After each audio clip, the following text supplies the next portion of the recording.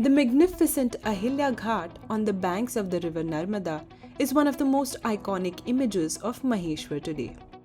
The Ghat was built to honor the legacy of a queen, Ahilyabai Holkar, under whose rule the town became a center of art and culture.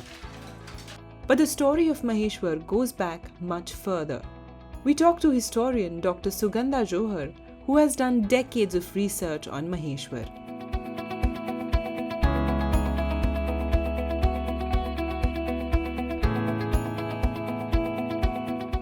Maheshwar is a very, very old town. It's 100 kilometers to the southwest of Indore, which most people know.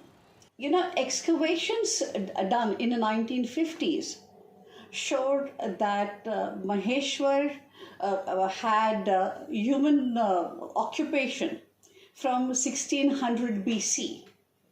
In fact, it was at Maheshwar that they found the first post-Mohenjo-daro, post-Harappan civilization, prehistoric, which was Chalcolithic, which means using stones and copper.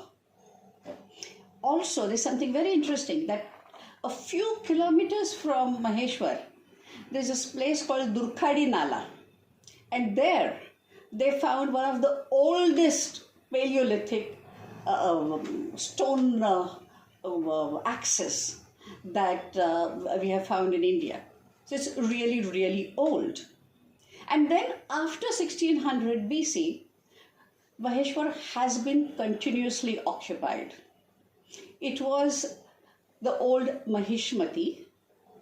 In fact, there was a lot of controversy around it because people refuse, though eminent archaeologists like Hasmukh Sankliya identified it as Mahishmati, most people disagreed.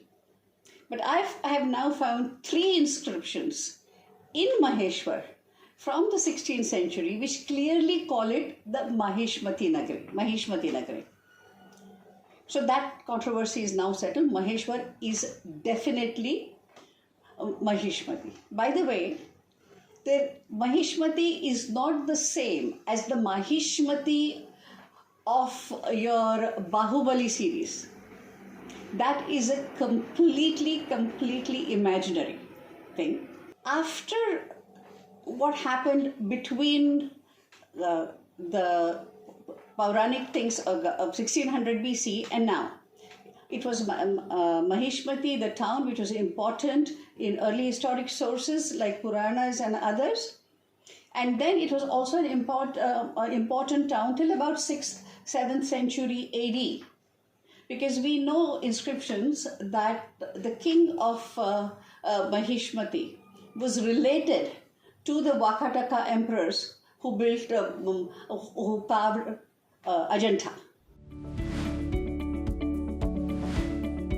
During the ancient period, Maheshwar or Mahishmati flourished due to its location on an important and lucrative trade route, the Dakshinapatha, connecting North and South India. It was one of the capitals of the Avanti Janapada, and the abundance of activity here even caught the eye of the Mauryan ruler Ashoka, who deputed one of his officers here to spread Buddhism. The city also finds mention in mythology in the epic Ramayana. One of the most important being that was the capital of the legendary king Kiratarjun, who was so powerful that at one point he also imprisoned the king of Lanka, Ravan, because the Ravan had the temerity to disturb him.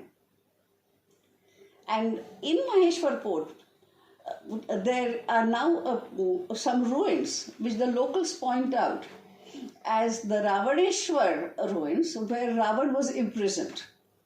And the so-called Rajarajeshwar Temple, which is actually right in the middle of the fort, is a place where they believe Kiratarjun, because Kiratarjun was also known as Rajarajeshwar. Kiratarjun had his court. And even today, if you ever visit the temple, there's every chance that you will meet people who are coming down as far as North Tamil Nadu or Andhra Pradesh, who will tell you that, look, our ancestors belong to Maheshmati.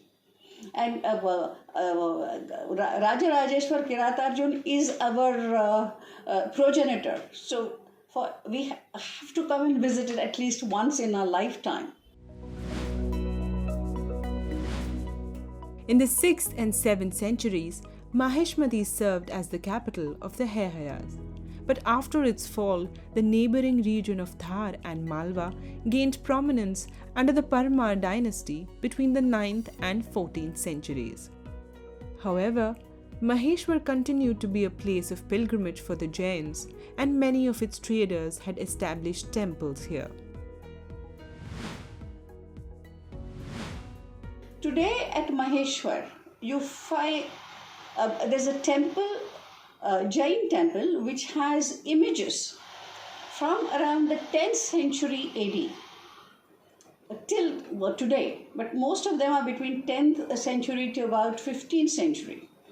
And that is probably because these Jain traders who were living in Mandu came to Maheshwar for certain celebrations, because most of them, a large number of them, have the same sort of particular lunar date of donation of those Tirthankar images. So obviously this was part of this, and this was an important pilgrimage town for the Jains in the 15th century. This Jain temple that I spoke about has an inscription that I've discovered, which is very interesting, because it says that in Akbar's period, during the reign of Badshah Akbar, the temple was renovated. So if your temple is being renovated in 1600, then the temple must have been in existence at least for 2 or 3 centuries before that, which again falls right bang in the Deccan Sultanate dynasty period. In the medieval period, the region of and around Maheshwar became part of the Malwa Sultanate and then the Mughal Empire. Interestingly, there are a few remains that exist from that period. Outside Maheshwar, there's another structure which says this was built in the period of Akbar. Admittedly, these are not very big structures, but the fact that somebody is putting in inscriptions with them shows that for the local period they were important. At Akbar's time, we also have 2 other Hindu temples inscriptions.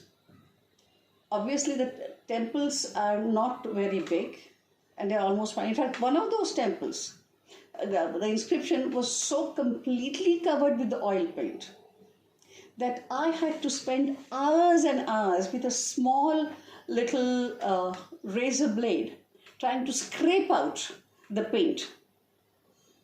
And the local shopkeeper, I was running out of blades so often that the local shopkeeper started asking, exactly what is this lady doing with these blades? Why does she need so many of them? I was constantly buying them. Finally, I scraped a few and I could read some of them. And that inscription is very interesting because it uses certain epithets for Akbar that were last used by the Devgiri Yadavs 300 years ago. I suspect there were probably similar inscriptions at that time when they inscribed this, from where these epithets were copied, which are now lost to us. There are no structures from Jahangir's period, but there's a very small masjid from Shah Jahan's period. And after that, nothing from Aurangzeb's period. And it's very clear that by the time Aurangzeb, this place was going down economically. In the mid-18th century, Maheshwar came under the Holkars, who were generals under Peshwa Bajirao I, and it is they who left a lasting legacy here.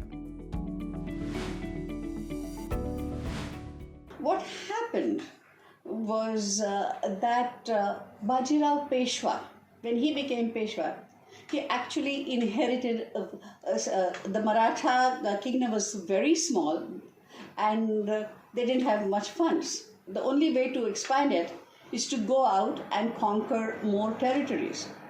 So the smart Bajirao said, told his people, go out, attack Malwa, whatever you conquer. These are not exact words, but this is what I understand from his actions. Whatever you conquer is yours. Maheshwari Holkar was the one who spearheaded it. He was a very, very brave man, and he had come up the very hard way. He was a very small child when his father died.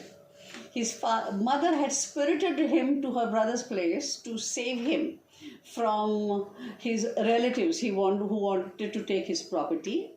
And this guy then rose from there to become, by the end of his life, the Subedar, the most important leader of Maratha forces in North India.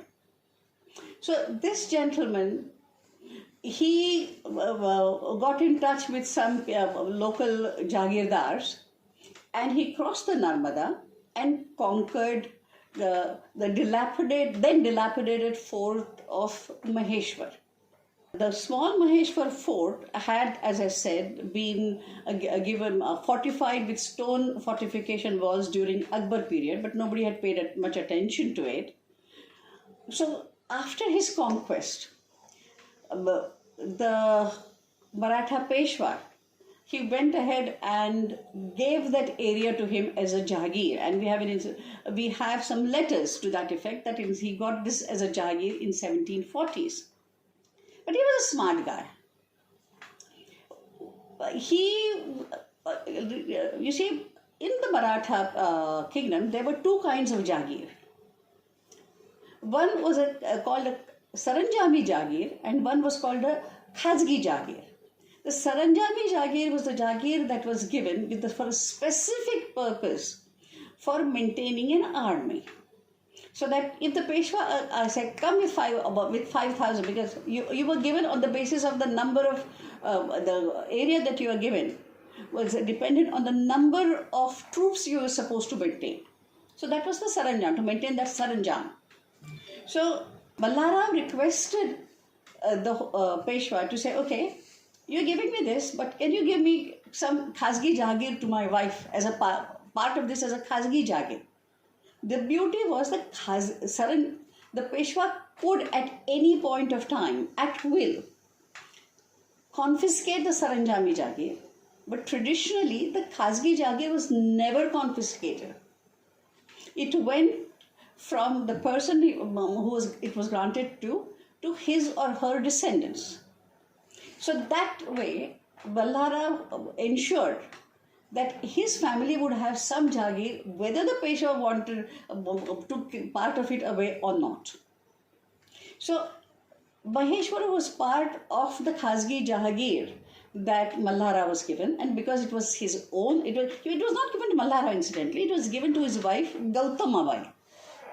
And then Maheshwar went ahead, he built the earliest shrines of Rajarajeshwar there. He repaired the fort. In fact, if you look at the Maheshwar fortification wall today, you can find a number of different periods of constructions. One is the Akbar time fortification. Then you find fortifications repaired by Maheshwar. Then you find fortifications with Ahilyabai built later. Then you find fortifications that she changed when she expanded and changed the Maheshwar fort in 1780s, and it was followed by fortification walls and repairs done sometime in the 19th century. So it's all there. You just have to go and look at it, but it takes time. So after Maheshwar had only one son called Khandera. This gentleman died very close to Bharatpur in the Battle of Kumbheri. And at that time, Ahilyabai, his wife, who became a young widow, wanted to commit suicide. But Maheshwar stopped her. Remember one thing, Ahilyabai was not the only wife. His other 2 or 3 wives committed suicide. The rest of his harem, which is he had about 8 or 9 of these other, you can say subsidiary wives or rakels, they committed suicide. But Ahilyabai was stopped. Stopped in the sense Malhara requested her. She said, please don't go, because I don't have another son. And if something happens to me, who's going to look after your children? And who's going to ensure our patrimony and it continues? Ahilyabai stayed back. And then to ensure, probably because Malhara knew her capacity, she was not just another widow. Malhara spent a lot of time training her in statecraft. We have letters exchanged between Malhara and Ahilyabai, where he's telling her how to maintain things, how she should look after the ammunition, how she should look after the cannons, how to build forts, how to provision. And she essentially looked after his entire logistics during his campaigns in the Doab, which is the Indo-Gangetic Doab. In 1765, Malhara passed away in a place called Alampur near Gwalior, not too far from Gwalior.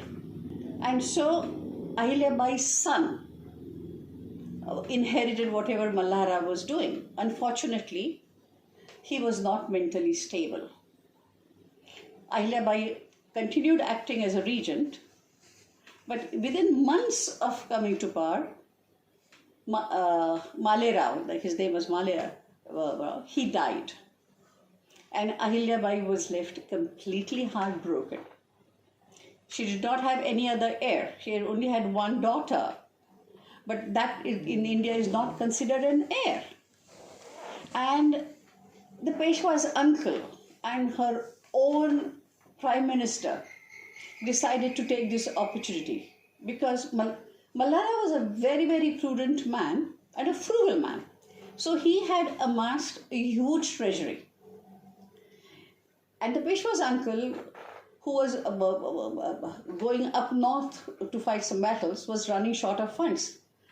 We know that he was always spending money and he was always short of money. So he sort of conspired to force Ahilyabai into adopting a child as an heir of their choice, the choice of Mr. Raghunath Rao Peshwa and Gangadhar Chandrachud, her Prime Minister, so that they can then sideline her and take over the treasury.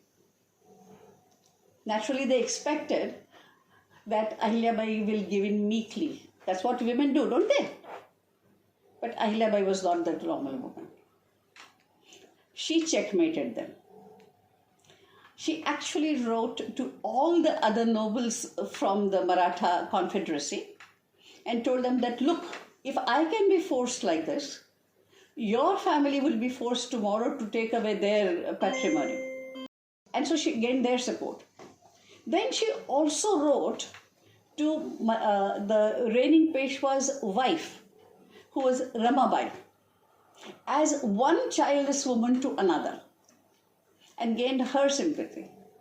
Once that was secured, she played a masterstroke. I can't stop smiling whenever I think of the faces of Raghunath Rao when he heard this. She let it be known that she is raising a women's army to oppose and fight the Peshwa army if they came and tried to force her into adopting. The very idea of fighting a women's army in conservative, patriarchal, feudal 18th century, can you imagine? The soldiers balked. They said, no. And this ploy also shamed the Peshwa. Again, there is no specific written thing about it, but this is my conjecture after reading all the documents. He shamed the Peshwa, who till then was sitting on the fence. He asked his uncle to stand down and confirmed Ahilyabai that Yes, you have the right to your own khasgi property. You can do whatever you want. If you don't want to adopt anyone, it's your choice. Under Ahilyabai, Maheshwar flourished again and many architectural masterpieces sprang up. She and her architects experimented and synthesized influences from different parts of the country to evolve her own eclectic style. Remember I said that Maheshwar was a very small hamlet during, even though Mallarao had tried to improve it. What Ahilyabai did, when she came to Maheshwar, she turned it into a sort of seeps. People who came to live there, she gave them lands. She created small suburbs, for example, a suburb for weavers, a suburb for the bankers. And by inviting the bankers and giving them very favorable taxation things, she managed to populate it. She moved to Maheshwar, as I said, in 1767. But we know the fort was dilapidated. So what happened? She built it. It was a small fort. It wasn't big enough to accommodate her court. So she added a rectangular extension, which I call the citadel, to a southwest corner, in which she built a small temple for herself and what is now known as Ahilyawada, where she held her court, and a number of other things.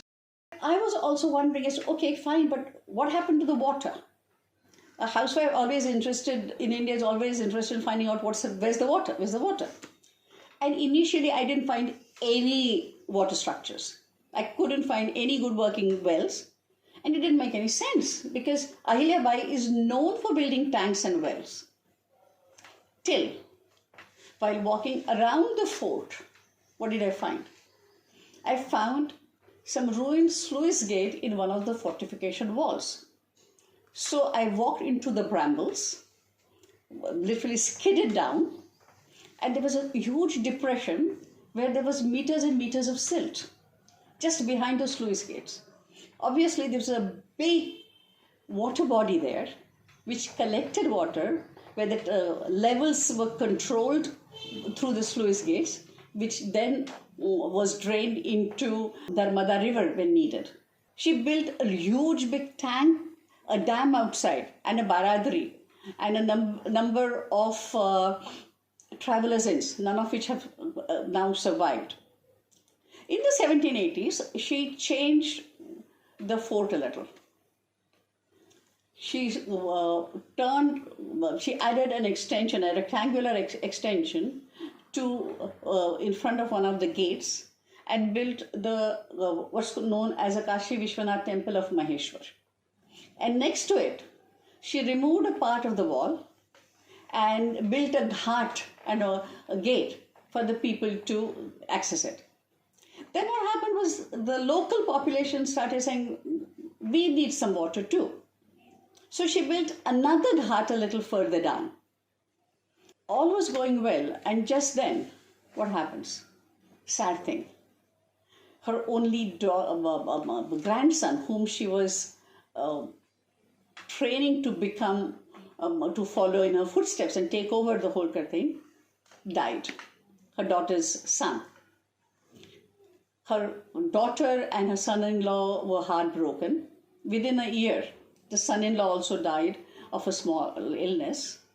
And the daughter decided to commit sati. So she wanted her daughter to be remembered well. And she built the first chhatri devoted in memory of her woman, her own daughter. Now, chhatri is an architectural form which was unknown in Maratha architectural lexicon.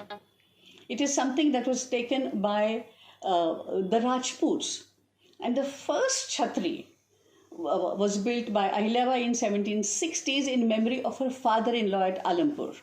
What must have happened is, when she was traveling around with her father-in-law and her husband, she saw these chhatris in memories and built.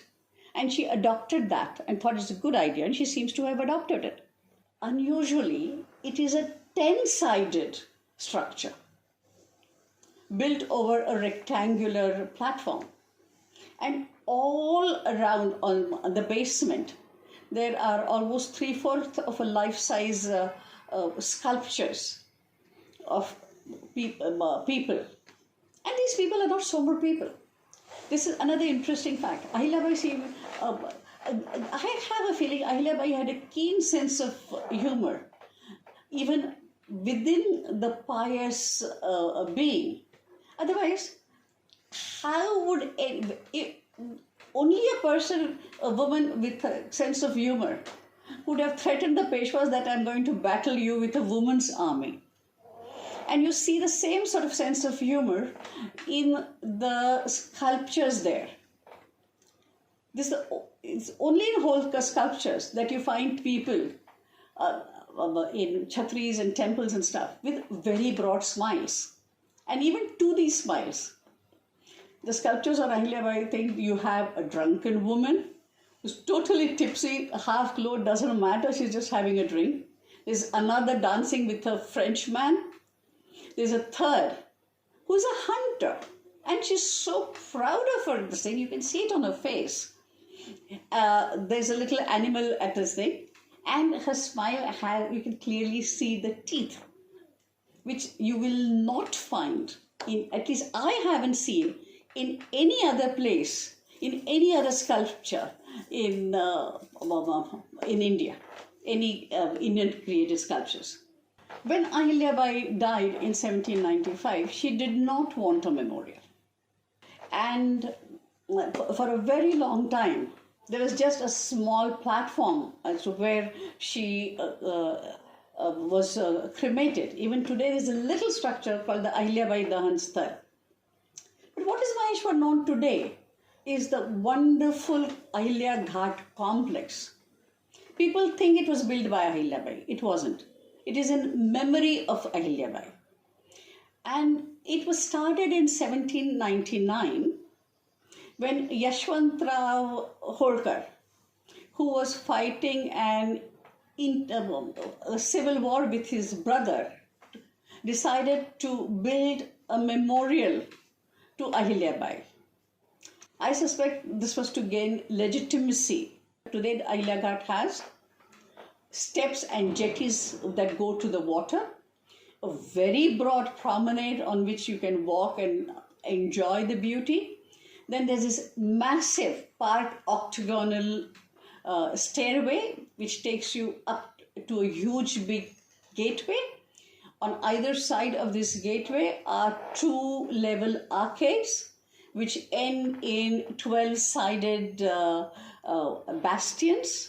Get into Vithoji Kshatriya. Now, this Vithoji story is very important. Vithoji was Yashwant Rao Holkar's younger brother, and he had been killed by the Peshwa by getting trampled under a drunken elephant's feet. And this is which had sparked the blood feud between the Peshwa and Yashwant Rao Holkar, and which had made Yashwant Rao Holkar march on Pune. But Yashwant Rao had his own revenge. When you get into the gateway, you find the gatekeepers dressed exactly like the Peshwa. What better way to insult your enemy forever than making him your doorkeepers? All of these construction practices made Dr. Johar in her book refer to Maheshwar as probably the best surviving example of Maratha town planning. After Ahilyabai died, Yashwant Rao Holkar, who succeeded her in 1797, shifted the capital, Holkar capital, from Maheshwar to Bhanpura, and later in 1818 it was shifted to Indore. So Maheshwar town, which was a prosperous town during Ahilyabai's time, slowly lost energy and became a small hamlet. And because of that, because there was no money, there were no new constructions there. So essentially, Maheshwar sort of became a time capsule of Maratha town planning, since nothing was built, new was built there after 1797, except for the Ahilyabai Ghat and the Holkar women Chhatris along the riverfront. Everything else stayed as it is. In fact, in 1970s, when I first went to Maheshwar, people asked me, why the hell are you going there? It was so small, it was neglected. It was neglected even till 200s. It's only recently people have started going back to Maheshwar to look at it. And it came to prominence, I think people started remembering it with the Narmada Bachao Andolan. When Maheshwar, the Ahilyabai Ghat and stuff was at one point slated to go underwater. And it was through a lot of attempts that it was stopped. So nobody expected much to happen. But now, with the new dam coming nearby, there's enough water, and the canals are bringing in water and prosperity to the area around Maheshwar. And with that has brought the doom of Maheshwar. Because the dams have ensured that the water flow of Narmada has slowed down, which gives it a much better chance to slip into the clay. So the Maheshwar fort, which is a clay mound, is now pretty saturated with water. If you go there in the monsoon, you'll find water oozing out of the clay thing, and it is affecting the structures of Maheshwar. Some of the walls of Maheshwar have fallen down since the dam was built, and that is creating a major problem. The second major problem is because we don't have a good conservation policy, and the civil society expects the owners to look after their heritage properties themselves, which cost a lot of money and which are also not very easy to live in.